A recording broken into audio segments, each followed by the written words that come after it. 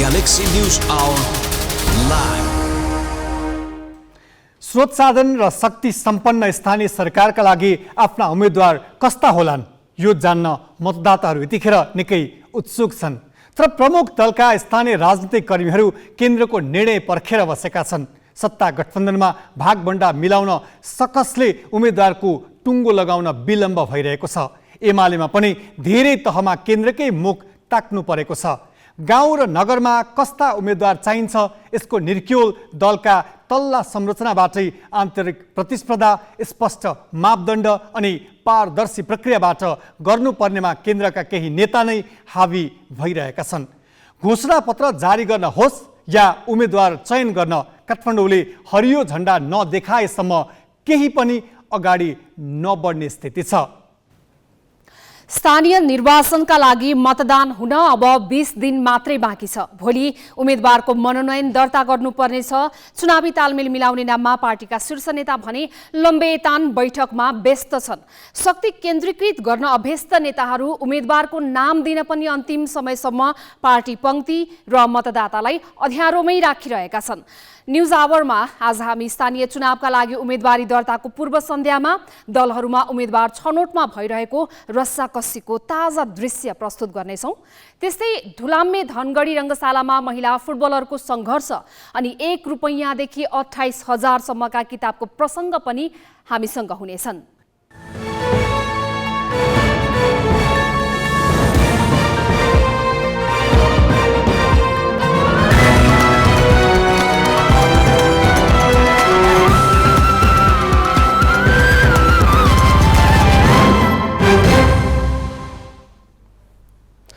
नमस्कार, यो हो ग्यालेक्सी न्यूज आवर। अब हेडलाइन्स।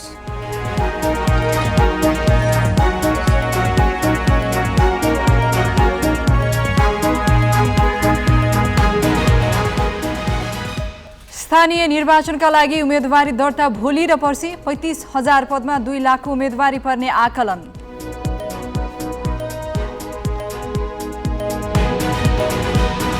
उम्मेदवार टुङ्ग्याउन मुख्य दलहरूमा अन्तिम कसरत। महानगर र उपमहानगरमा बढी रसाकसी, भागबण्डामा असन्तोषले गठबन्धनमा थप किचलो।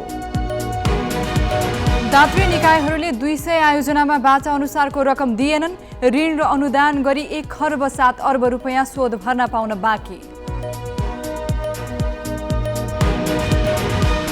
चीन र भारतमा कोभिड संक्रमण फेरि सतर्कता तहमा। चीनको साङ्घाईमा 5औं हप्ता लकडाउन, भारतका केही सहरमा मास्क नलगाए जरिवाना। र वीर गणेशमान सिंह राष्ट्रिय बक्सिङ प्रतियोगितामा सेनाको वर्चस्व। महिला र पुरुष दुवैमा च्याम्पियन। भूपेन्द्र थापा, सुनिल शाही र मिनु गुरुङलाई स्वर्ण।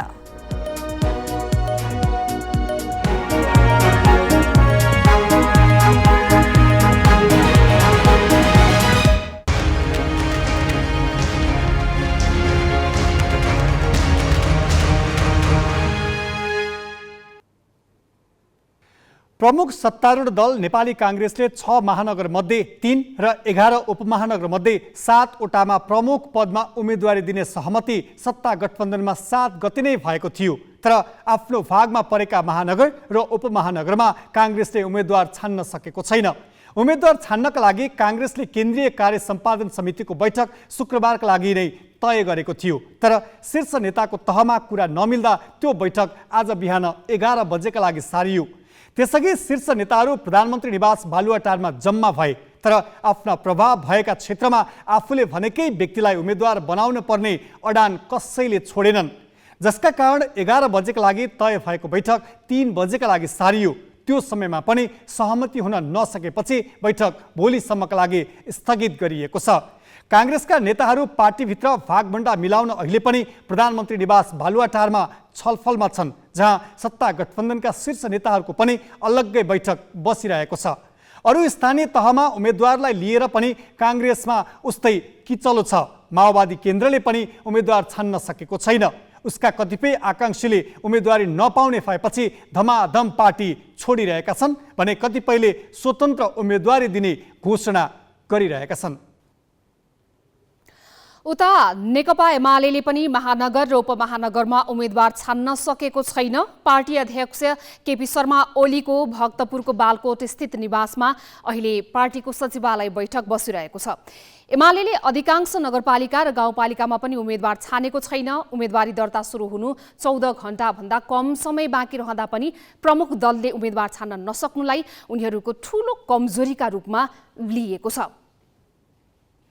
सत्ता गठबन्धन सहित प्रमुख दलमा उम्मेदवारी टुङ्ग्याउन भइरहेका कसरतबारे पछिल्लो जानकारी दिन अहिले हाम्रो सम्पर्कमा ग्यालेक्सी संवाददाता अक्षर काका जोडिएका छन्। अक्षरजी, नेकपा एमाले उम्मेदवारी टुङ्ग्याउन किन सकेको छैन?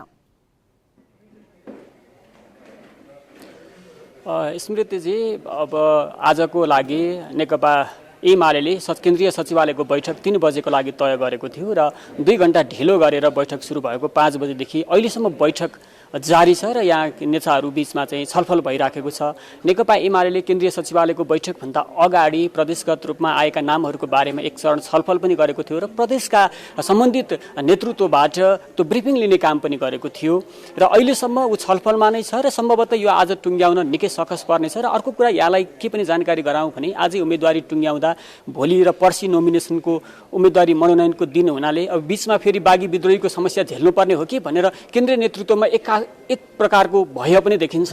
त्यसकारणले आजै यो टुङ्गिहाल्छ भनेर अनुमान गर्न चाहिँ कठिन छ र यो पनि यहाँलाई जानकारी गराउँ, नेकपा एमाले 3वटा महानगरको नेतृत्व चाहिँ महानगर प्रमुख मेयरको चाहिँ उम्मेदवारी टुङ्गाइसकेको अवस्था हो र त्यसै गरी 2टा उपमहानगरको पनि टुङ्गाएको छ र बाँकी 3वटा महानगर र 9वटा उपमहानगरको मेयरको उम्मेदवारी टुङ्ग्याउन बाँकी देखिन्छ।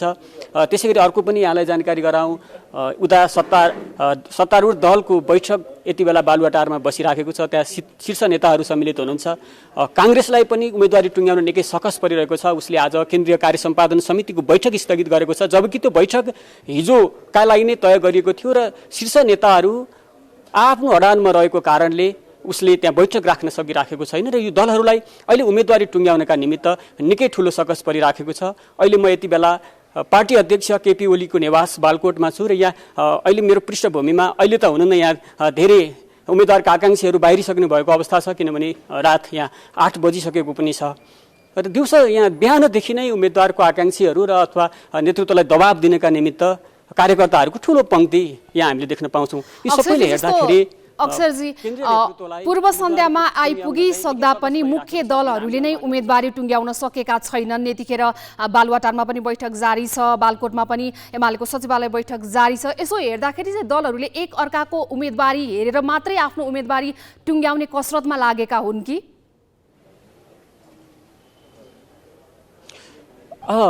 यो पनि अनुमान हामीले गर्न सक्छौँ, किनभने अहिले यो दलहरू बीचमा चाहिँ अब नीति नेतृत्व निष्ठा भन्दा पनि अलिकति यो अवसरवादी प्रवृत्ति चाहिँ हाबी हुँदै गएको छ। एकतिर टिकट नपायो, अर्कोतिर दौडिहाल्ने यो प्रवृत्ति हुँदाखेरि केन्द्रीय नेतृत्वले अन्तिम घडीमा चाहिँ उम्मेदवार टुङ्ग्याउने र हेलिकप्टर मार्फत चाहिँ नोमिनेसन गर्न पठाउने योभन्दा अघिल्लो निर्वाचनहरूमा पनि यो प्रवृत्ति देखिएको थियो र यो पालि पनि यस्तै खालको प्रवृत्ति नदेखिएला भन्न चाहिँ हामी सक्दैनौँ।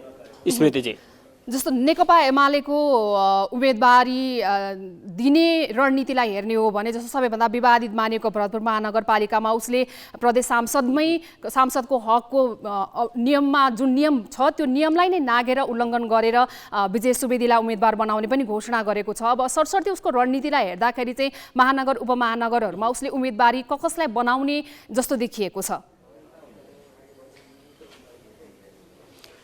अहिलेसम्म काठमाडौँमा विद्यासुन्दर साके र केशव स्थापितको नाम हामीले अलि बढी चर्चामा सुनेका छौँ। यद्यपि अर्को कोही मान्छेको यहाँ प्रवेश भयो भने पनि हामीले अनौठो मान्नु हुँदैन। त्यसै गरी पोखरामा पनि त्यहाँ कृष्ण थापा त्यहाँ चाहिँ अलि बढी दावेदार हो कि भन्ने जस्तो पनि हामीले त्यहाँ देखेका छौँ।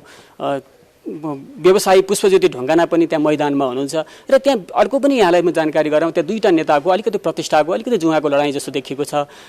केन्द्रीय उपमहासचिव पृथ्वी सुब्बा गुरुङ र स्थायी कमिटी सदस्य खबराज अधिकारीको त्यो एउटा प्रतिष्ठाको विषय छ। उहाँले अब म यहाँलाई यो पनि जानकारी गराउँ, अधिकारीजीले चाहिँ त्यहाँको कृष्ण थापा प्रदेश सांसदलाई उहाँले अलि बढी बनाउनुपर्छ भन्ने खालको चाहिँ उहाँले लबिङ गरिराखेको भनेर केन्द्रीय नेताले पनि हामीलाई जानकारी गराएका छन्। र त्यसै गरी अरू विभिन्न व्यक्तिहरूका नाममा पनि नेताहरूको बिचमा छलफल भइराखेको छ र यहाँ यसैले टिकट पाउँछ भनेर भन्न सक्ने अवस्था छैन, किनभने पोखरा महानगरपालिका एकीकृत समाजवादीले गठबन्धनको तर्फबाट साझा उम्मेदवार बनाउने भनेर यतिखेर बालकोटमा एमालेको सचिवालय बैठक जारी छ, गठबन्धन दलहरूको पनि बालुवाटारमा बैठक जारी छ। त्यो बैठक टुङ्गे लगतै हामी थप अपडेट पुनः लिनेछौँ। यतिखेर प्रदेशतर्फ लाग्छौँ। प्रदेशमा पनि उम्मेदवार तय गर्नको लागि उस्तै रस्साकसी देखिएको छ। प्रमुख दलहरूमा गाउँपालिका र नगरपालिकाको नेतृत्वमा प्रदेश तहका संरचनाले टुङ्ग्याउने कार्यविधि छ र अहिलेसम्म कहाँ कहाँ कति टुङ्गियो र अब कति बाँकी छ, गठबन्धनले भागभण्डा कसरी मिलाइरहेको छ त कास्कीबाट यतिखेर जानकारी लिन्छौँ। कास्कीबाट विमल तिवारी जोडिनु भएको छ। विमलजी, कास्कीमा चाहिँ अहिलेसम्मको पछिल्लो अपडेट के छ, के कस्तो तयारी भइरहेको छ उम्मेदवारीको विषयलाई लिएर?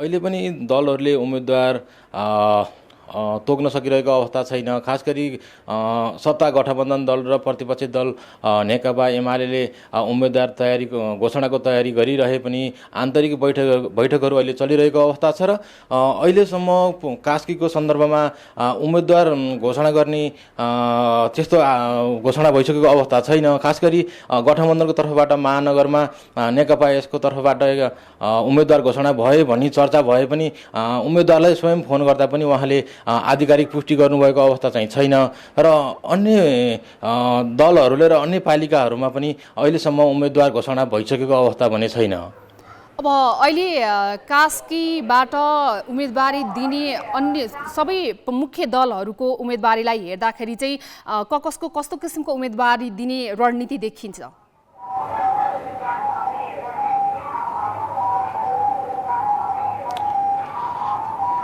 अहिले कास्कीमा 5वटा पालिका मध्ये एक महानगरपालिका छ र अरू गाउँपालिकाहरू छन्। त्यहाँ अहिले खास गरी आन्तरिक बैठक चलिरहेको अवस्था छ भने आन्तरिक बैठकहरूमा उम्मेदवार तोक्नको लागि छलफल भइरहे पनि अहिलेसम्म आधिकारिक जानकारी बजारमा अथवा सार्वजनिक भएको अवस्था छैन। खास गरी महानगरको सन्दर्भमा केन्द्रबाट नै उम्मेदवार तोक्नुपर्ने भएको हुनाले यो केन्द्रीय निर्णय नै पर्खेर बसिएको छ र खास गरी गाउँपालिकाहरूमा पनि छिटो उम्मेदवार तोक्ने सम्भावना थियो, तर पनि त्यो अवस्था अहिलेसम्म देखिएको अवस्था छैन र अबेर राति 9-10 बजेको समयसम्म उम्मेदवार घोषणा हुने हामीले जानकारी पाएको अवस्था छ र अहिले आन्तरिक बैठकहरू बसिरहेको अवस्था छ र यहाँ आम नागरिकहरूले पनि उम्मेदवार को होला भनेर प्रतीक्षा गरिरहेको अवस्थामा उम्मेदवारको घोषणा भने निकै ढिलो गरी हुने अनुमान गर्न सकिन्छ। हुन्छ, धन्यवाद विमल तिवारी। यतिखेर कास्कीबाट हामीलाई यो दलहरूले पूर्व सन्ध्यामा अझै उम्मेदवारी टुङ्ग्याउन सकेका छैनन् यस विषयमा विस्तृत जानकारी गराउँदै अब धनुषातर्फ लाग्छौँ। धनुषाबाट किरण कुमार कर्ण यतिखेर जोडिनु भएको छ। किरण कुमारजी, धनुषाको अपडेट गराइदिनुहोस्।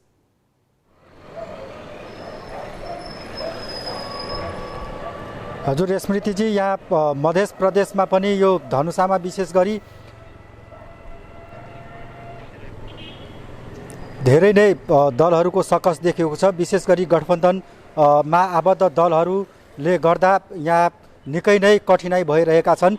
तर आइतबारदेखि नै निरन्तर रूपमा लागेका गठबन्धन दलहरू सँगै लड्ने सम्भावना न्यून देखिएपछि काङ्ग्रेसले मध्य प्रदेशको 136 वटै पालिकामा आफ्नै एकल उम्मेदवारी दिने तयारी गरेका छन् भने त्यसै गरी गठबन्धन दलभित्र आबद्ध रहेका घटक दलहरू जनता समाजवादी पार्टी नेपाल, नेकपा माओवादी केन्द्र र एकीकृत समाजवादी एक ढिका भएर अगाडि बढ्ने भएको देखिएको छ।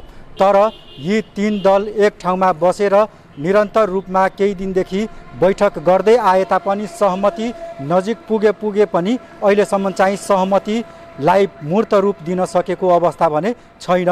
त्यसै गरी लोकतान्त्रिक समाजवादी पार्टी नेपालले मध्य प्रदेशको 136 वटै स्थानीय तहमध्ये 117 वटा स्थानीय तहमा उम्मेदवारीको टुङ्गो लगाइसकेको छ भने एमालेसँग र अन्य दलहरूसँग गठबन्धन गरेर उम्मेदवारी टुङ्गो लगाउने तयारी गरेको छ।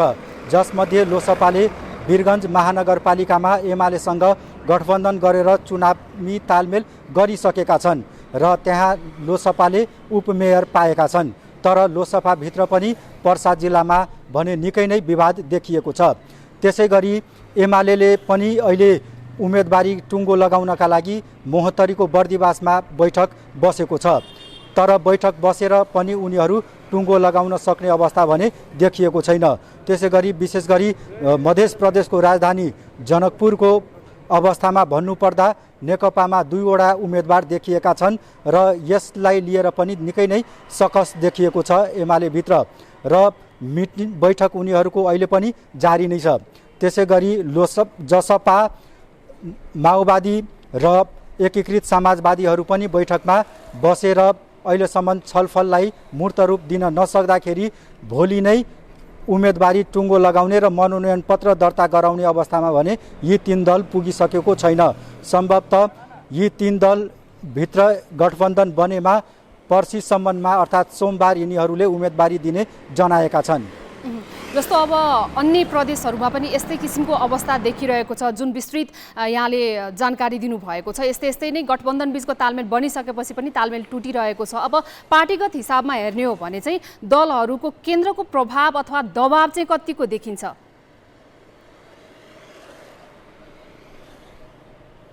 अब केन्द्रको प्रभाव यहाँ मध्य प्रदेशमा नै देखिएको छ। विशेष गरी देखिएको यहाँ नेपाली काङ्ग्रेसभित्र स्थानीय स्तरमा समस्या देखिएका छन्। जनकपुर धाम उपमहानगरपालिकाको जसपाले पाएपछि काङ्ग्रेसभित्र असन्तुष्टि देखिएका छन् र 250 भन्दा बढी उम्मेदवारहरूले राजीनामा दिइसकेको अवस्था छ भने अझै असन्तुष्टि बढ्ने क्रम जारी देखिएको छ। हस्, धन्यवाद यहाँलाई जानकारीको लागि। हामीसँग मध्य प्रदेश धनुषाबाट किरण कुमार कर्ण जोडिनु भएको थियो। विभिन्न प्रदेशमा यतिखेर उम्मेदवारी दिने समय सकिँदै जाँदाखेरि अन्तिम समयसम्म पुग्दा पनि उम्मेदवारी टुङ्ग्याउन सकिरहेका छैनन्। स्थानीय तहको निर्वाचन नजिकै गरेको यो समयमा त्यहाँको अवस्था र अहिले चलिरहेको छलफलको ताजा अपडेट हामी गराइरहेका छौँ।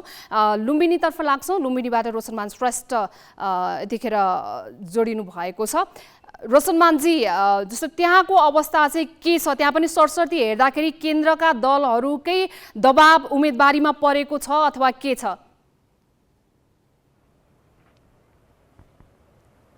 स्मृतिजी, लुम्बिनी प्रदेशकै कुरा गर्ने हो भने पनि प्रायःजसो सबै जिल्लाहरूमा केन्द्रकै मुख ताक्नुपर्ने बाध्यता छ। किनभने पनि जुन स्थानीय स्तरमा भएका नेताहरूले जुन पालिका, स्थानीय गाउँपालिका र नगरपालिकाहरूको हकमा स्थानीय जिल्ला लेभलको र त्यसै गरी नगर स्तरीय बैठकबाट टुङ्ग्याउने भनिए पनि यहाँका स्थानीय नेताहरूले त्यो छलफल पटक बैठक बस्दासम्म पनि त्यो विषयमा अझैसम्म पनि उम्मेदवारको विषयमा र भागभण्डाकै विषयमा पनि अझैसम्म टुङ्गो लाग्न सकेको छैन। यद्यपि लुम्बिनी प्रदेशभित्रका ठूला उपमहानगरपालिकाहरूको विषयमा केन्द्रले नै निर्णय गरिसकेको छ। जस्तै बुटोल उपमहानगरपालिकाको कुरा गर्दा त्यहाँको नेतृत्वका लागि नेपाली कांग्रेसले पाउने र त्यसै गरी उपमेयरमा समाजवादीले पाउने भन्ने निर्णय भएको छ। त्यसै अनुरूप गठबन्धन अगाडि बढेको छ र दाङको 2 उपमहानगरपालिका मध्ये घोराई उपमहानगरपालिकामा मेयरमा नेकपा माओवादीले पाउने र उपमेयरमा नेपाली कांग्रेसले पाउने र त्यसै गरी तुलसीपुर उपमहानगरपालिकामा मेयरका लागि नेपाली कांग्रेसले उम्मेदवारी दिने र उपमेयरमा समाजवादीले उम्मेदवारी दिने भन्ने निर्णय भएको छ। र त्यस्तै बाँकेको नेपालगञ्ज उपमहानगरपालिकाको कुरा गर्ने हो भने त्यहाँ गठबन्धनको निर्णय, केन्द्रले गरेको निर्णय स्वीकार्य हुँदैन भन्दै नेपाली कांग्रेसले आफ्नो छुट्टै उम्मेदवारी दिने तयारी गरिरहेको छ भने त्यहाँ पनि अन्य दलहरूले पनि त्यसै अनुरूपको तयारी गरिरहेका छन्। र यो उपमहानगरपालिका बाहेकका अन्य नगरपालिका र त्यसै गरी गाउँपालिकाहरूको कुरा गर्ने हो भने अहिले पनि अधिकांश गाउँपालिका र नगरपालिकाहरूमा स्थानीय स्तरबाट गरिने निर्णय अन्तिम टुङ्गो लागिसकेको छैन। यद्यपि भोलि सबै जिल्लाहरूमा, सबै ठाउँहरूमा उम्मेदवारी दर्ता गर्ने समय हो। यद्यपि अहिलेसम्म पनि सबै स्थानीय पालिकाहरूमा दलका नेताहरू र त्यसै गरी यसलाई निर्णायक तहसम्म पुर्याउने नेताहरूले निर्णय गर्न नसकिरहेको अवस्था छ। स्मृतिजी, दाङकै कुरा गर्दाखेरि छोटकरीमा अलिकति जानकारी लिहालौँ। दाङमा चाहिँ केही बेर अगाडिसम्म पनि जसपाको असन्तुष्टि देखिएको थियो। जसपाको असन्तुष्टिको यथावत छ अथवा त्यसमा पनि केही कुरा भएको छ? गठबन्धनसँग कतिको कुरा मिल्यो?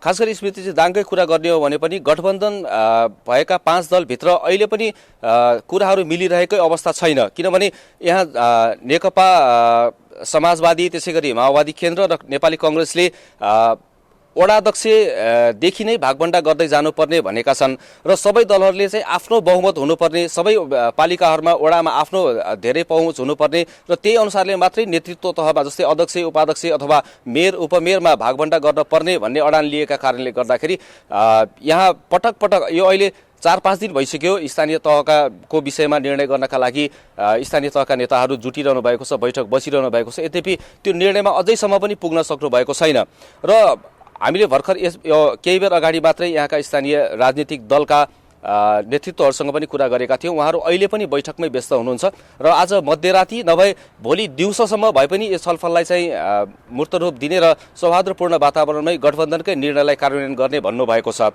र यहाँलाई अर्को एउटा कुरा जानकारी गराउँ, मनोनयन दर्ता गर्नका लागि जुन 2 दिनको समय तोकिएको छ 11 र 12 गते दाङमा चाहिँ दाङको घोराई उपमहानगरपालिकामा निर्वाचन अधिकृतको कार्यालयले समय बाँडफाँड गरेर दलहरूलाई त्यही अनुसारकै समय बाँडफाँड गरेको छ र भोलिको समयका लागि साना दलहरूलाई विभाजन गरिएको छ भने पर्सिको समय चाहिँ मुख्य गरी खास गरी ठुला दल भनिएकाहरूका लागि समय निर्धारण गरिएकाले पनि जुन गठबन्धनमा रहेका दलहरू छन् उनीहरूलाई यो छलफल गर्न र निर्णायक तहमासम्म पुग्नलाई चाहिँ केही समय अझै बाँकी छ भनेर हामी चाहिँ भन्न सक्छौँ। स्मृतिजी यहाँलाई धन्यवाद र थप केही जानकारी भयो भने फेरि पनि तपाईसँग हामी जोडिने छौँ। अहिले वैशाख 30 गते हुन लागेको स्थानीय तह निर्वाचनको लागि भोलि र पर्सि उम्मेदवार मनोनयनको जसरी मिति तय भएको छ त्यसको पूर्व सन्ध्यामा अधिकांश स्थानीय तहमा अहिलेसम्म उम्मेदवारको टुङ्गो लाग्न सकेको छैन र विभिन्न तहका राजनीतिक दलका नेतृत्व तहमा जसरी उम्मेदवारको टुङ्गो लगाउन छलफल बैठकहरू बसिरहेका छन्। यही क्रममा सुदूरपश्चिम प्रदेशबाट ईश्वर जैसी हुनुहुन्छ जो कैलालीमा रहनु भएको छ। ईश्वरजी, के छ सुदूरपश्चिम प्रदेशको स्थिति के छ? त्यहाँ सत्ता गठबन्धन र नेकपा एमालेका तर्फबाट त्यहाँ रहेका स्थानीय तहहरूमा उम्मेदवारको टुङ्गो लागिसकेको छ छैन, के छ अवस्था? ईश्वरजी सुनिरहनु भएको छ? भोलि र पर्सि मनोनयन गर्ने जसरी कार्यतालिका निर्वाचन आयोगले सार्वजनिक गरेको छ, तर आज अन्तिम अबेर समयसम्म अधिकांश स्थानीय तहमा उम्मेदवारको टुङ्गो लाग्न सकेको छैन। यही क्रममा सुदूरपश्चिम प्रदेशदेखि अधिकांश प्रदेशहरूमा जसरी स्थानीय तहको नै गाउँपालिका र नगरपालिकाको उम्मेदवारको टुङ्गो प्रदेश तहबाट लगाइने जसरी कार्यविधि रहेको छ, दलहरूले यसमा अन्तिम समयसम्म जसरी गृह कार्य गरिरहेका छन् र हामी विभिन्न प्रदेशहरूबाट हामीले जानकारी लिइरहेका छौँ र अधिकांश प्रदेशहरूमा उम्मेदवारको अहिलेसम्म टुङ्गो लाग्न सकेको छैन। यही क्रममा कर्णाली प्रदेशको अवस्था कस्तो छ हामी जानकारी लिन्छौँ। सुदेव पुरी हुनुहुन्छ। सुदेवजी, के छ कर्णाली प्रदेशको स्थानीय तहको उम्मेदवारको टुङ्गो लगाउने त्यहाँको अवस्था के कति पुरा भएका छन्? दलहरू कुन अवस्थामा पुगेका छन् यति बेला? पक्कै पनि नवराज, यतिखेर मुख्यमन्त्री कार्यालयको निवासमा चाहिँ गठबन्धनको बैठक जारी रहेको छ। कर्णाली प्रदेशका 79 वटा स्थानीय पालिकाहरूमा सहमति गर्न गठबन्धनले निरन्तर 4 दिनदेखि बैठक गरिरहेको छ। नेकपा एमाले आफ्नो उम्मेदवारी लगभग टुङ्गाइसकेको अवस्था छ भने गठबन्धनमा 4 दिनदेखि यो सत्ता गठबन्धनको निरन्तर अगाडि बढ्नको लागि उनीहरूले चाहिँ सहमतिको नजिक पुग्न र यो गठबन्धनलाई निरन्तरता दिनको लागि प्रयास जारी गरेका छन्। यतिखेर हामी मुख्यमन्त्री कार्यालयको यो निवासमा को अगाडि रहेका छौँ। यतिखेर सत्ता गठबन्धनका प्रदेश स्तरीयका नेताहरूको बैठक जारी छ। 4 दिनदेखि निरन्तर रूपमा यो मुख्यमन्त्री कार्यालयको निवासमा बैठक जारी रहेको छ, जसले गर्दा पनि सत्ता गठबन्धनको भोलि र पर्सि जसरी मनोनयन गर्ने अवस्था थियो त्यो हुन सकिरहेको छैन। नवराज, जसरी सहमतिको यो कुरा सत्ता गठबन्धनको भयो, नेकपा एमालेको अवस्था कस्तो छ? यसमा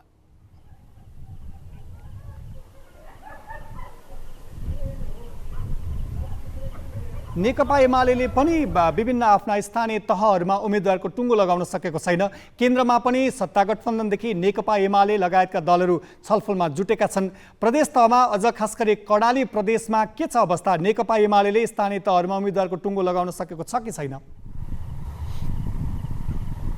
नेकपा एमाले कर्णाली प्रदेशका 79वटा स्थानीय तह मध्येमा अधिकांश स्थानीय तहमा उम्मेदवारी टुङ्गाइसकेको छ भने नेकपा एमाले गठबन्धनले कसरी अगाडि बढ्छ भन्ने प्रतीक्षामा रहेको देखिन्छ नवराज। जसरी पनि नेकपा एमाले आफ्नो गठबन्धन टुङ्गाइसकेको अवस्थामा गठबन्धनले के गर्छ र कसरी अगाडि बढ्छ भन्ने प्रतीक्षा रहिरहेको अवस्थामा सत्ता गठबन्धनको पनि 4 दिनदेखि निरन्तर रूपमा जारी रहेको छ। यहाँ चाहिँ कर्णाली प्रदेश एउटा आफैमा पनि गठबन्धन गराउनको लागि सबैभन्दा महत्त्वपूर्ण प्रदेशको रूपमा लिएको छ। मैले भर्खरै मात्रै नेकपा माओवादी केन्द्रका एउटा शीर्ष नेता प्रदेश स्तरीय शीर्ष नेतासँग कुरा गरेको थिएँ। उहाँले चाहिँ बताए अनुसार सहमतिलाई अगाडि बढाउन र गठबन्धनलाई नै निरन्तरता दिनको लागि चाहिँ केन्द्रबाट सर्कुलेसन आएको छ। भोलिको दिनमा जसरी मनोनयन गर्ने तयारी गरिएको थियो, यहाँ कर्णाली प्रदेशमा सत्ता गठबन्धनका कसैले पनि उम्मेदवारी नदिने र आज सहमतिको प्रयास नभएसम्म भोलि पनि सहमति जारी गरेर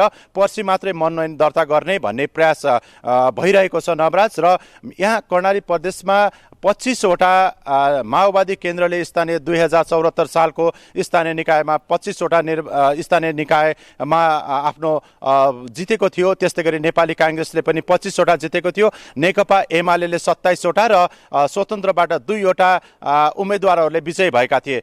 त्यसले गर्दा पनि माओवादी केन्द्रले सबैभन्दा महत्त्वपूर्ण रूपमा रुकुम पश्चिम, कालीकोट, जुम्लामा कुनै पनि पद नेपाली काङ्ग्रेस र समाजवादीलाई नदिने भनिरहेको छ भने नेपाली काङ्ग्रेसले सुर्खेत, दैलेख जस्ता जिल्लाहरूमा माओवादीलाई नदिने भन्ने कुराले गर्दा नै यो सत्ता गठबन्धनको अगाडि बढ्न सकेको छैन, सहमतिको प्रयास हुन सकेको छैन। तर पनि एउटा कर्णाली प्रदेश महत्त्वपूर्ण प्रदेशको रूपमा सत्ता गठबन्धनका व्यक्तिहरूले लिइरहनु भएको छ। त्यसले पनि अगाडि बढाउन र देशमै गठबन्धन कर्णालीबाट सुरु भएको कारणले गर्दा पनि यहाँबाट चाहिँ सत्ता गठबन्धनलाई निरन्तरता दिनको लागि आज नभए पनि आज राति 12 बजेसम्म भए पनि टुङ्गाउने, भएन भने भोलिका दिनमा पनि सहमति जारी राख्ने लगायतका विषय। उनी थिए कर्णाली प्रदेशबाट सहकर्मी सुदेव पुरी। र सँगै सुदूरपश्चिम प्रदेशको अवस्था कस्तो छ हामी जानकारी लिन्छौँ ईश्वर जैसेबाट। ईश्वरजी, के छ सुदूरपश्चिम प्रदेशमा त्यहाँ रहेका स्थानीय तहहरूमा उम्मेदवारको अन्तिम टुङ्गो लगाउने कसरतमा दलहरू जुटेका छन् भनेर त हामीले थाहा पायौँ। के छ अहिलेको अवस्था? पाण्डेजी, सुदूरपश्चिममा 1 उपमहानगरपालिका, 33 नगरपालिका र 54 गाउँपालिकाहरू रहेका छन्। 88 स्थानीय तहमा हुन गइरहेको आसन्न निर्वाचनमा दलहरू निकै गठबन्धनको कसरतमै छन्। अहिलेसम्म बझाङ र दार्चुला बाहेक हामीलाई गठबन्धनको अहिलेसम्म निष्कर्ष आउन सकिरहेको छैन। एकैछिन पहिले कैलालीको पनि अलि चर्चामा थियो, हल्लामा थियो, बाहिर गठबन्धनको निष्कर्ष टुङ्गियो भनेर। यद्यपि त्यो भन्न सकिने अवस्था अहिले छैन। ईश्वरजी, त्यहाँ केन्द्रमा जसरी गठबन्धन गरिएको छ सत्तारूढ दलभित्र र आफ्नो पार्टीले पाएको क्षेत्रमा अरू पार्टीले जसरी दाबी गरिरहेका छन्, अरू विभिन्न क्षेत्रमा केन्द्रको गठबन्धनप्रति असन्तुष्टि व्यक्त भएका छन्, सुदूरपश्चिममा चाहिँ के छ त्यस्तो केही असन्तुष्टिहरू वा त्यहाँ आफूले नपाएको स्थानमा पनि उम्मेदवारी दिने तयारी त्यस्तो केही छन्? एकदमै असन्तुष्टहरू सुदूरपश्चिममा पनि देख्न सकिन्छ। काङ्ग्रेसको गढ मानिएको सुदूरपश्चिम को डैलधुरा काङ्ग्रेस सभापति शेरबहादुर देउबाको निर्वाचन क्षेत्र पनि हो र त्यहाँ एकदमै मतभेद एकदमै चुलिएको छ काङ्ग्रेस गठबन्धनभित्री पनि। र कर्ण मल्लजी अहिले पछिल्लो समय बिपी काङ्ग्रेसबाट जानुपर्छ कि भन्ने पनि अहिले त्यहाँ निष्कर्ष भइरहेको छ, निर्णय भइरहेको छ र आफै गठबन्धनभित्र पनि काङ्ग्रेस बीच मतभेद बढेको छ। हुन्छ, हस्, धन्यवाद ईश्वरजी तपाईँसँग। यसैगरी हामी अरू नयाँ जानकारीको विषयमा जानकारी लिनेछौँ। यससँगै हामीले विभिन्न प्रदेश तहबाट जसरी भोलि र पर्सि स्थानीय तहको उम्मेदवारी मनोनयनको जुन कार्यतालिका रहेको छ त्यो बीचमा के कस्तो अवस्था छ भनेर हामीले सबै प्रदेशबाट हाम्रा सहकर्मीबाट जानकारी लिएका छौँ। स्थानीय सरकार लोकतन्त्रको जग हो। यो चुनाव लोकतन्त्रलाई स्थानीयकरण गर्ने अवसर पनि हो। नेताका घरमा अँध्यारो कोठामा निर्णय गरेर बाँडिने टिकटले लोकतन्त्रको जग बस्दैन। अनेक खेल खण्डपछि अन्तिम समयमा अपारदर्शी तवरमा टिकट वितरण गर्दा भएको लोकतन्त्र पनि झन् खोक्रो र विकृत बन्न पुग्छ। त्यसैले पारदर्शी प्रक्रिया र स्पष्ट मापदण्डमा रहेर उम्मेदवार चयन गर्ने परिपाटी आवश्यक छ। अब केही न्युज संक्षेपमा। नेकपा एकीकृत समाजवादीले आफ्नो भागमा परेका महानगर र उपमहानगरपालिकामा प्रमुख र उपप्रमुखमा उम्मेद्वार छानेको छ। पार्टीका पदाधिकारीको बैठकले एक महानगर र एक उपमहानगरमा प्रमुख तथा 4 उपमहानगरपालिकामा उपप्रमुखको उम्मेद्वार छानेको हो। उसले पोखरा महानगरमा धनराज आचार्य, हेटौडा उपमहानगरमा मीना रामलाई प्रमुखको उम्मेद्वार बनाउने निर्णय गरेको छ। त्यस्तै काठमाडौँमा रामेश्वर श्रेष्ठ, इटहरीमा केशव विष्ट, बुटवलमा चिनबहादुर गुरुङ र तुलसीपुरमा जोगबहादुर राणालाई उम्मेद्वार बनाउने निर्णय एकीकृत समाजवादीले गरेको छ।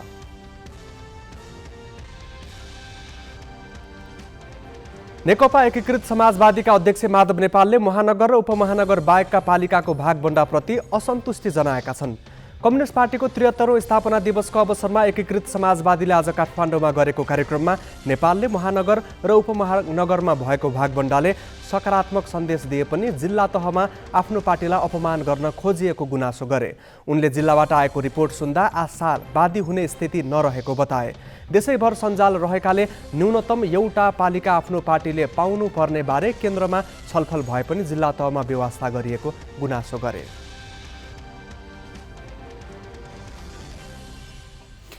राष्ट्रिय प्रजातन्त्र पार्टी राप्रपाले 4 महानगरपालिकामा प्रमुख र उपप्रमुखका उम्मेद्वार टुङ्गो लगाएको छ। राप्रपाले काठमाडौँ, ललितपुर, पोखरा र वीरगञ्जमा प्रमुख र उपप्रमुखका उम्मेद्वार टुङ्गो लगाएको हो।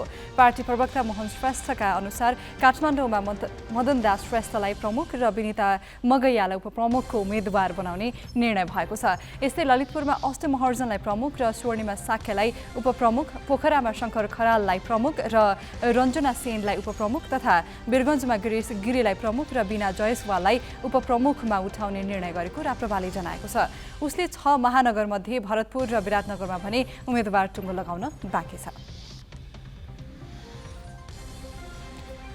निर्वाचन आचार संहिता विपरीत वितरण गर्न लागेका 110वटा साडी काठमाडौँको चन्द्रगिरी नगरपालिकाबाट प्रहरीले नियन्त्रणमा लिएको छ। चन्द्रगिरी नगरपालिकाले साडी लिन आउनु भनेर सार्वजनिक सूचना नै जारी गरेपछि निर्वाचन अधिकृतको कार्यालयले प्रहरीलाई सूचना दिएको थियो।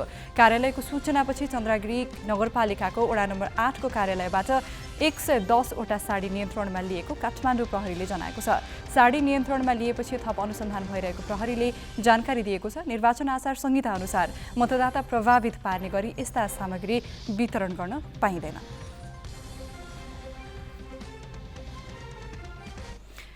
नयाँ संविधान अन्तर्गत दोस्रो पटक हुन गइरहेको स्थानीय चुनावका लागि भोलि मनोनयन पत्र दर्ता हुँदैछ। 25सम्म मनोनयन दर्ता गर्न सकिने गरी निर्वाचन आयोगले तालिका तय गरेको छ। यसको तयारी र प्रक्रिया के छ त थप विवरण स्मृति मल्लबाट।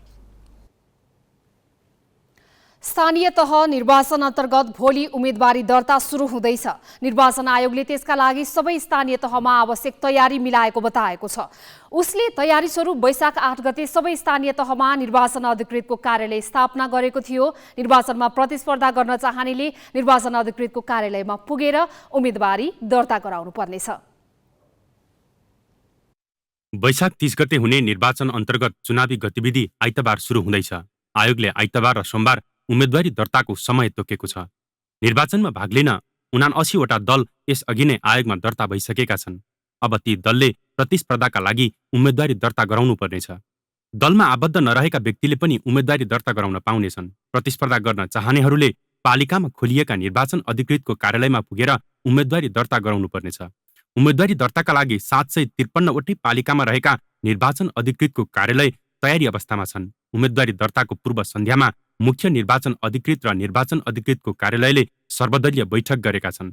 बैठकमा सहभागी कतिपय दलले शनिबार नै मनोनयन पत्र लगेका छन्। निर्वाचन अधिकृतले भिड हुन नदिनका लागि दलका प्रतिनिधिलाई पालै पालो आउन भनेका छन्। अब अहिलेसम्म दर्ताको प्रक्रिया जानलाई हामीले लगभग हामी तयारीमा पुगिसकेका छौँ। सबै चाहिँ हामीले फार्महरू मनोनयन दर्ता फार्महरू अहिलेसम्म 5वटा राजनीतिक दलहरूले लिइसक्नु भएको छ र अब केही दलहरू आउने क्रममा हुनुहुन्छ। भोलि पनि 2 दिन मनोनयन दर्ता गर्नुपर्ने चाहिँ एउटा यो सुविधा आयोगबाट प्राप्त भएको कारणले सायद भोलि पनि राजनीतिक दलहरू बाँकी दलहरू आउनुहुनेछ। बेलुकी जुन अवधि निर्धारण गरेको छ त्यो अवधिसम्म हामी दर्ताको लागि हाम्रा कर्मचारी साथीहरू खटिसक्नु भएको छ। हामीलाई चाहिने जस्तो अब यहाँ 16वटा भएको हुनाले यहाँ 2 जना अतिरिक्त कर्मचारी साथीहरू पनि हामी खटाइसकेका छौँ। उहाँहरू चाहिँ तयारी हालतमै हुनुहुन्छ। मात्र अब भोलि उहाँहरू आउनुभयो भने आउन साथ हामी दर्ता गर्ने अवस्थामा छौँ। स्थानीय तहमा प्रमुख, उपप्रमुख, वडाध्यक्ष र सदस्य गरी 35,000 भन्दा बढी जनप्रतिनिधि चयन हुनेछन्। 2 लाख हाराहारीले उम्मेदवारी दर्ता गराउने आयोगको अनुमान छ। आयोगले हरेक निर्वाचन अधिकृतको कार्यालयमा 9 जनाका दरले कर्मचारी परिचालन गरेको छ। ती कर्मचारीलाई भ्याइ नभ्याइ हुने कारण देखाएर आयोगले यसपालि उम्मेदवारी दर्ताका लागि 2 दिन राखेको हो।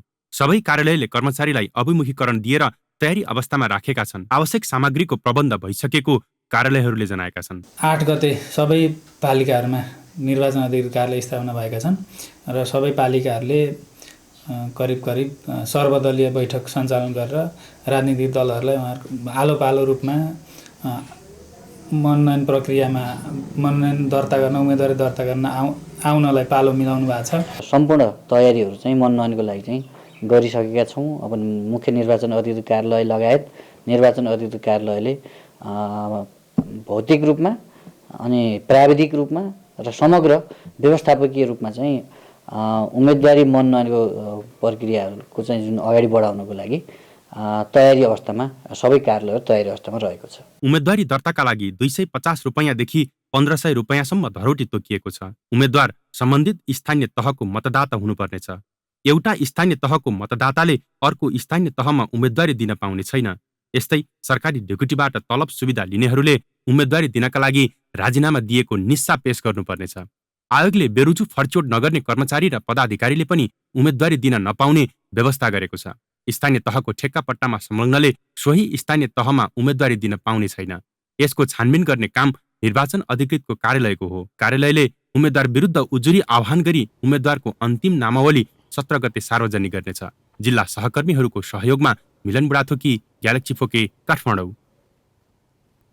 निर्वाचन आयोगले मतपत्र छपाईलाई तीव्रता दिएको छ। आजसम्म 58 जिल्लाका लागि 1,36,00,000 मतपत्र छापिएको छ। उसले 6वटा महानगर र भक्तपुरका 4 स्थानीय तहका लागि भने उम्मेदवारको अन्तिम नामावली प्रकाशनपछि मात्र मतपत्र छाप्नेछ। यो निर्णय 1 महिना अघि नै गरेको प्रमुख आयुक्त दिनेश कुमार थपलियाले बताएका छन्। सबै स्थानीय तहमा उम्मेदवारको अन्तिम नामावली प्रकाशनपछि मात्र मतपत्र छाप्न भने सम्भव नहुने उनको भनाइ छ। 77 जिल्लाका 77 किसिमका मतपत्रहरू हुन्छन् र काठमाडौँ उपत्यकाभित्रको भक्तपुर जिल्लाका 4वटा नगरपालिका र 6वटा महानगरपालिकाको 17 गते उम्मेदवारीको अन्तिम नामावली प्रकाशित भइसकेपछि डिजाइन गरेर त्यसलाई प्रिन्ट गरेर पठाउने गरी आयोगले तयारी गरेको छ। यो आजको निर्णय होइन, यो हामीले 1 महिना अगाडि नै गरेको निर्णय हो। प्राविधिक दृष्टिले, व्यावहारिक दृष्टिकोणले यो सबै उम्मेदवारहरूको फाइनल भइसकेपछि मात्रै मतपत्र छापेर दिने भन्ने कुरा असम्भव छ। नयाँ संविधानले स्थानीय तहलाई अधिकार र स्रोत साधनका हिसाबले निकै शक्तिशाली बनाएको छ। स्थानीय सरकारलाई प्रदेश र संघीय सरकारले पनि कज्याउन सक्दैनन्। त्यसैले पनि अहिले स्थानीय तहको नेतृत्व लिन बढी नै हानाथाप चलिरहेको छ। यो हानाथाप केवल स्रोत साधन कब्जाका लागि मात्र नहोस्। अब पालो सही कि गलतको।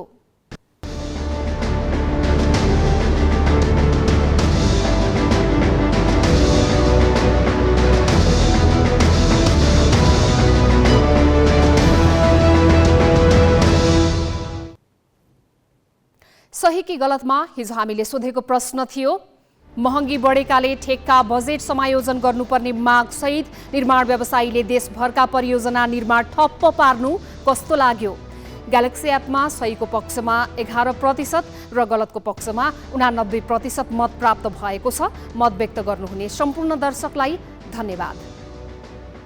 अब आजको प्रश्न, चुनावको मुखमा नगरपालिकाबाट साडी बाँड्न खोज्नु सही कि गलत? तपाईले आफ्नो मत ग्यालेक्सी 4K टिभी एपमा गएर राख्न सक्नुहुन्छ। यसको अन्तिम परिणाम भोलिको न्युज आवरमा प्रसारण गरिनेछ। Galaxy app Google play store र एप स्टोरबाट डाउनलोड गर्न सक्नुहुन्छ। अब केही न्युज संक्षेपमा। नेपाल भ्रमणमा रहेको अमेरिकी सांसदको टोलीले नेपालमा समावेशी विकासको लागि सक्दो सहयोग गर्ने प्रतिबद्धता जनाएका छन्। अमेरिकी संसदको टोलीले आज नेपाली नेतासँगको छलफलमा सहयोगको प्रतिबद्धता जनाएका हुन्। उनीहरूले समावेशी विकास र जलवायु परिवर्तनका मुद्दामा अमेरिकाले नेपालमा सहयोगलाई निरन्तरता दिने बताएको छलफलमा सहभागी सांसद मिनेन्द्र रिजालले जानकारी दिए। सांसद कन्स्टन ग्रिभान्टको नेतृत्वमा 5 सदस्यीय अमेरिकी प्रतिनिधि मण्डलले आज प्रधानमन्त्री शेरबहादुर देउवासँग शिष्टाचार भेटवार्ता गरेको छ। बालुवाटारमा भएको भेटमा दुई देशको पारस्परिक हित र साझा चासोका विषयमा छलफल भएको परराष्ट्र मन्त्रालयले जनाएको छ। नेपालको 3 दिने भ्रमण सकेर विश्व स्वास्थ्य सङ्गठन WHO का महानिर्देशक टेड्रोस अड्यानम गेब्रेयेसस जेनेभा फर्किएका छन्। बिहिबार नेपाल आएका महानिर्देशक गेब्रेयेसस आज बिहान 9:30 बजे फर्किएका हुन्। 3 दिने नेपाल बसाइको क्रममा उनले राष्ट्रपति विद्यादेवी भण्डारी, प्रधानमन्त्री शेरबहादुर देउवा, परराष्ट्र मन्त्री नारायण खड्का र स्वास्थ्य मन्त्री विनोद खतिवडासँग भेटवार्ता गरेका थिए। उनले खोप कार्यक्रमको पनि अवलोकन गरेका थिए।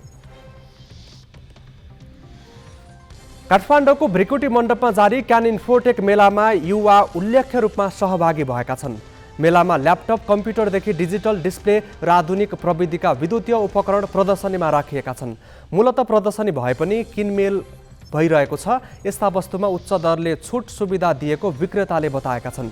यसबाहेक स्टार्टअप, इनोभेसन र फिनटेकका स्टल राखिएका छन्। क्यानले यसपालिको मेलामा स्वदेशी उत्पादन र सफ्टवेयरलाई प्रवर्धन गरेको छ।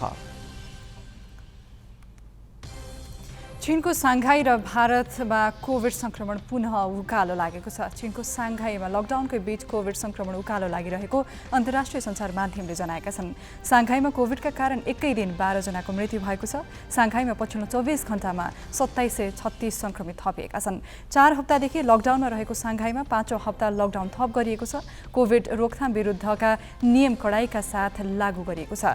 नागरिकलाई जबरजस्ती आइसोलेसनमा लगिएकामा साङ्घाईमा विरोध भइरहेको छ। यस्तै भारतमा कोभिडका कारण पछिल्लो 24 घण्टामा 33 जनाको मृत्यु भएको छ। यो अवधिमा 2527 सङ्क्रमित थपिएका छन्। राजधानी दिल्लीमा मात्रै 1042 जनामा कोभिड पुष्टि भएको छ। सङ्क्रमण बढ्दै गएपछि सार्वजनिक स्थानमा मास्क अनिवार्य गरिएको छ। दिल्ली सरकारले मास्क नलगाई हिँडेमा 500 जरिवाना तिराउने घोषणा गरेको छ। 2 दिन अघि पन्जाब सरकारले पनि मास्क अनिवार्य गरेको थियो। वीर गणेशमान सिंह राष्ट्रिय बक्सिङ प्रतियोगितामा भूपेन्द्र थापा, सुनिल शाही र मिनु गुरुङले स्वर्ण पदक जितेका छन्। काठमाडौँको बसन्तपुरमा सम्पन्न प्रतियोगिताको 63 किलो तौल समूहमा नेपाल प्रहरीका भूपेन्द्रले नेपाली सेनाका पुरन सुनारलाई हराउँदै स्वर्ण जिते। प्रहरीकै सुनिलले फाइनलमा सेनाका दानबहादुर दर्लामीलाई हराए। प्रतियोगिताको 91 किलो तौल समूहमा सेनाका गणेश प्रधानले एपीएफका रविन नेपाललाई पराजित गरे। 5 स्पर्धामा सेनाका खेलाडीले स्वर्ण जिते। 52 किलो तौल समूहमा चौधरी, 57 किलोमा इन्द्र सुनार, 75 किलोमा दिपेश लामा र 81 किलोमा दीपक श्रेष्ठले स्वर्ण जिते। महिलातर्फ सेनाकी मिनुले प्रहरीकी दिवाना शर्मालाई हराइन् भने 60 किलो तौल समूहमा सेनाकी पुनम रावलले एपीएफकी विनिता थापा मगरलाई पराजित गरिन्। सेनाकी चन्द्रकला थापा र सङ्गीता सुनार तथा एपीएफका सरस्वती राणा र सङ्गीता सुनारले स्वर्ण जिते। अहिले विदेशी मुद्रा सञ्चिति घट्दै गएका कारण देश अप्ठ्यारोमा छ। यस्तो बेलामा वैदेशिक अनुदान र ऋण प्राप्त भएमा ठूलो राहत मिल्न सक्छ। तर यस अप्ठ्यारोमा पनि केही दात्री निकायले बाचा अनुसारको रकम दिइरहेका छैनन्। विस्तृत नवराज पाण्डेबाट। विदेशी मुद्राको ढुकुटी घट्दै गएपछि सरकारले सञ्चिति जोगाउन अनेक प्रयास गरिरहेको छ। अत्यावश्यकको सूचीमा नपर्ने वस्तुको आयातमा रोक लगाइएको छ भने थुप्रै चिज भित्राउन निरुत्साहित गरिएको छ। यस्तो कडाइले केही हदसम्म विदेशी मुद्रा बाहिरबाट रोक्न त सकिन्छ, तर सञ्चिति बढ्दैन। विदेशी ऋण र अनुदानमा सञ्चालित परियोजनाको शोध भर्न राम्रो विकल्प हुन सक्ने भए पनि यतातिर सरकारको ध्यान पुगेको देखिँदैन। अहिले हाम्रो विदेशी मुद्राको ढुकुटी रित्तिँदै गएर अर्थतन्त्र नै सङ्कटोन्मुख बनेको छ। यही कारण सरकारले कतिपय वस्तुको आयातमा रोक लगाइसकेको छ। धेरै वस्तुको आयात घटाउन निरुत्साहित गर्ने कदमहरू चालिएका छन्। यस्तो बेला विदेशी ऋण र अनुदानका आयोजनामा सरकारले गरेको खर्चको शोध भर्न लिन भने सकिएको छैन। विभिन्न दात्री निकायबाट नेपालले अहिले पनि 1.7 अर्ब हाराहारी ऋण र अनुदानको शोध भर्न लिन बाँकी छ। विभिन्न मन्त्रालय अन्तर्गतका आयोजनामा खर्च भइसकेको तर दात्री निकायबाट पैसा नपाइएको अवस्थामा सरकारले भुक्तानी दिन्छ। त्यसपछि दात्री निकायबाट शोध भर्न लिने गरिएको छ। ठूलो रकम शोध भर्न लिन नसक्दा एकातिर हामीलाई विदेशी मुद्रा सङ्कटले गाँजिरहेको छ, सँगसँगै सरकारलाई अन्य क्षेत्रमा खर्च गर्ने पैसा जुटाउन पनि धौ परेको छ।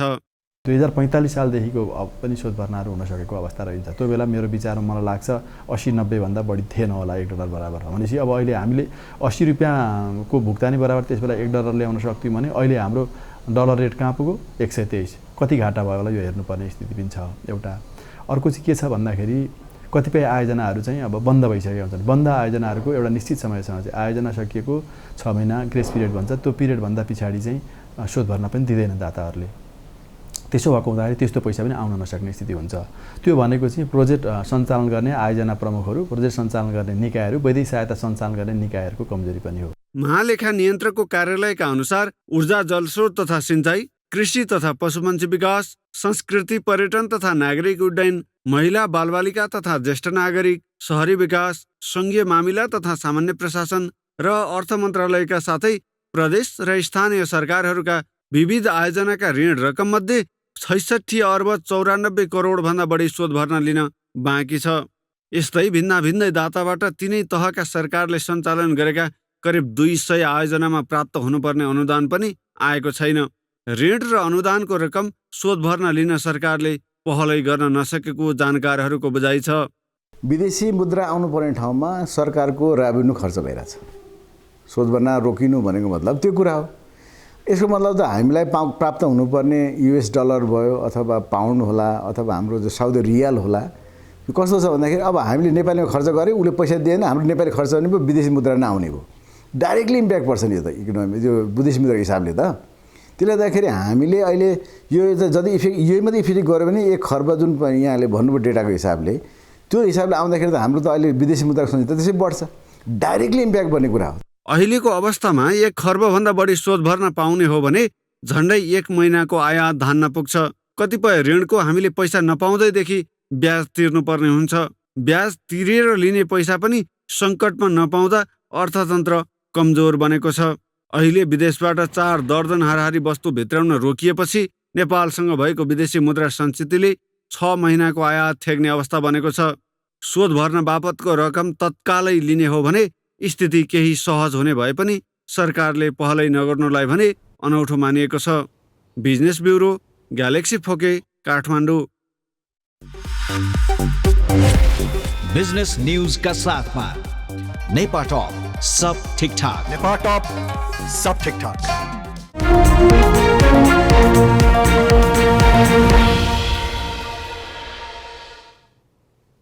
धेरै लगानीकर्ताको आशा विपरीत यो साता पनि शेयर बजार ओह्रालो गतिमै रह्यो। सातामा 5 दिन शेयर कारोबारमा आए पनि आइतबार र बिहिबार मात्र बजार बढ्ने कोसिसमा देखियो। बाँकी 3 दिन ओह्रालो लाग्दा समग्रमा यो साता शेयर बजार निराशाजनक रहन पुग्यो। यो साता 2 दिन बढ्ने प्रयास गर्दा पनि नेप्से परिसूचक माथि जान सकेन। गत साता 2393 अङ्कमा बन्द भएको नेप्से बिहिबारसम्म 68 अङ्कले घटेर 2325 अङ्कमा कायम भयो। हप्ताभरिमा लगानीकर्ताको 1 खर्ब 18 अर्ब भन्दा धेरै सम्पत्ति घट्न पुग्यो। अहिले शेयर बजारको आकार 33 खर्ब 8 अर्ब भन्दा तल आइसकेको छ। 3200 अङ्कमा पुगेर घट्न थालेको नेप्से त्यसयता 3 पटक उच्चतम बिन्दु तयार पारेर ओह्रालो लागेको छ। अहिले बलियो टेवा पाउने बिन्दु नजिक पुगेकाले आउँदा दिनमा नेप्से थोर बहुत बढ्न सक्ने लगानीकर्ताको आशा छ। तर नेप्से कुन दिशामा अगाडि बढ्छ भनेर पहिल्याउन अझै केही दिनको व्यापार हेर्न आवश्यक हुने देखिन्छ। बैंकहरूमा अहिले पैसा अभावको समस्या समाधान भएको छैन। ब्याज दर घटिहाल्ने अवस्था पनि छैन। तर स्थानीय तहको चुनावले आर्थिक गतिविधि केही बढ्ने भएकाले यसबाट एकातिर बजारमा पैसा पुग्छ भने अर्कातिर चुनावपछि बजार बढ्न सक्ने आशाले लगानीकर्ताको मनोबल बढाउन पनि सहयोग पुग्छ। यसले आउँदा दिनमा बजार बढ्ने सम्भावनालाई बल दिन्छ। तर अहिले जस्तै पैसाको अभाव कायमै रहने हो भने बजार लामो समय उकालो लाग्ने सम्भावना चाहिँ रहँदैन। हामी ग्यालेक्सी न्युज आवरको अन्त्यमा छौँ। जाँदा जाँदै हेडलाइन्स।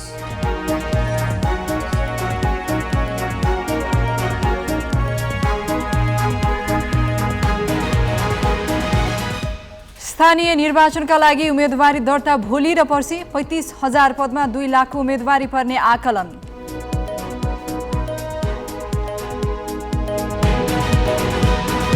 उम्मेदवार टुङ्ग्याउन मुख्य दलहरूमा अन्तिम कसरत।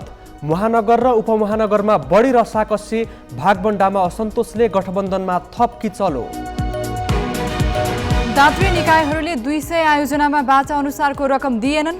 ऋण र अनुदान गरी 1 खर्ब 7 अर्ब रुपियाँ शोध भर्ना पाउन बाँकी। चीन र भारतमा कोभिड संक्रमण फेरि सतर्कता तहमा। चीनको साङ्घाईमा 5औं हप्ता लकडाउन।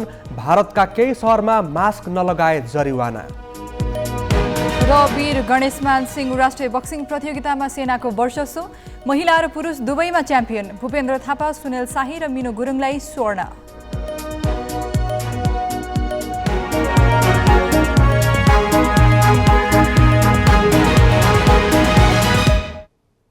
आजलाई ग्यालेक्सी न्युज आवर सकियो। नमस्ते।